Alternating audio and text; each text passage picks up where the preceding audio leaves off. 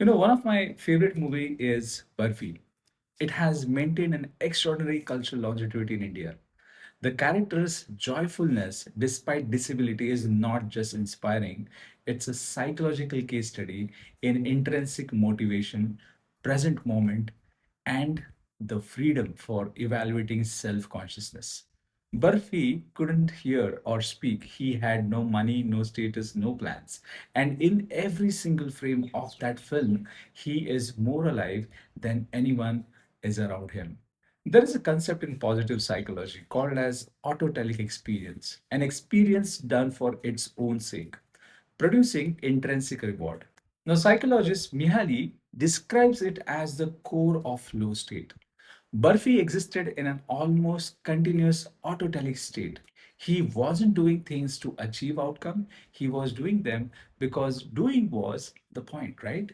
He had no evaluative audience in his head, no internal critic's narrative, whether he was performing well enough or looking good enough or even achieving well enough. The difference in the movie is not disability, it's a cinematic metaphor.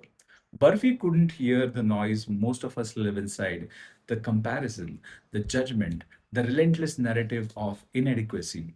An extensive research on self consciousness and depression shows a clear relationship, that is, heightened self focused attention and the tendency to evaluate one's against the standards.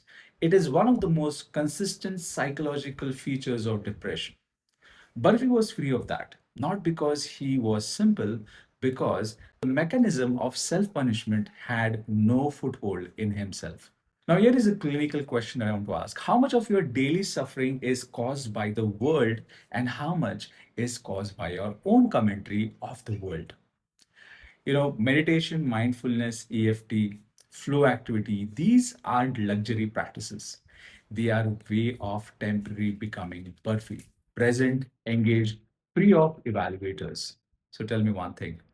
When did you last do something purely because the doing was enough? Thank you for listening and hope you have enjoyed this video. Subscribe and share with someone who needed it. Thank you so much.